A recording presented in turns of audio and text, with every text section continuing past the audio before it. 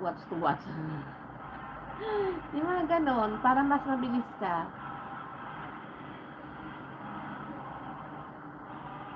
Ang problema lang kasi sa Pinas yung ano eh, kung nasa Pinas ka ba, GMB, ang problema kasi dyan yung ano eh, net, laging mahina or nawawalan ng net. Kahit na naka-wifi ka, mahina pa rin. Oo nga, hirap ng WH ngayon, almost kadamihan silent hour ko is 11 hours. I-check mo kung yung 11 hours mo, kung ilan yung nagiging mo na watch hour doon. Kasi kung 11 hours ka na nag-live, tapos kukunti yung pumapasok na watch hour, makipagpalit ka na lang. Makipag-ano ka na lang.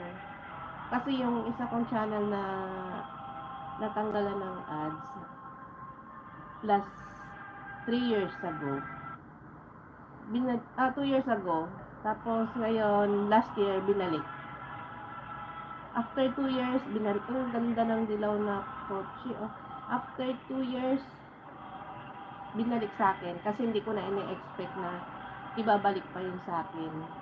Kasi sumali ako sa mga hindi magandang gawain. Tinanggalan niya ako ng ads. So, nagpanibago ako kasi 90% baka hindi na ibalik ko. Kung ibabalik man matagalan, sayang din. So, ayaw naman nila akong payagan ng mga kagroup ko na umalis. Ayaw nila akong, kasi gusto ko na talagang i-stop yung pag-YT. Gusto na i-stop nun kasi ang hirap kuhanin yung requirements. Pero okay lang kahit na tinanggalan ng ads. Nakasahod naman ako doon sa una kong channel. Mayroon naman ako kahit papanong reward. Malaki ang sahod mo doon. Kaso lang, sakit sa mata, delikado pa yung channel mo, matatanggalan ka pa ng ano. Kaya, sabi ko, okay lang, hindi ko na itutuloy. Hindi na ako magkukwit na sana ako. Ayaw naman nila nung ka-member ko na umalis. Sabi nila kung aalis daw ako at mag-stop na ako totally, paano naman na sila? Paano na yung mga na-guide ko na nasa group ko? Kaya nung time na yon, Arona shout out, Arona Chance is from Indonesia. Nung time na yon, good morning sis. Later I'll visit your channel later sis Arona.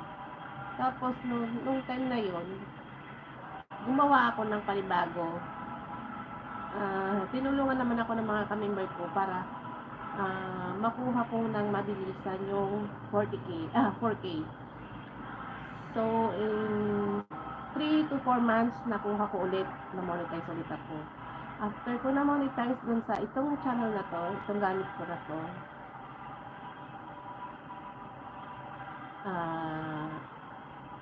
nagkaroon ako ng reuse content. Yung reuse content na yon from my old channel na video na gusto ko na i-preserve, dinownload ko ulit sa new channel ko. At saka gumamit ako ng music na no CPR na ang tawag dyan, compilation.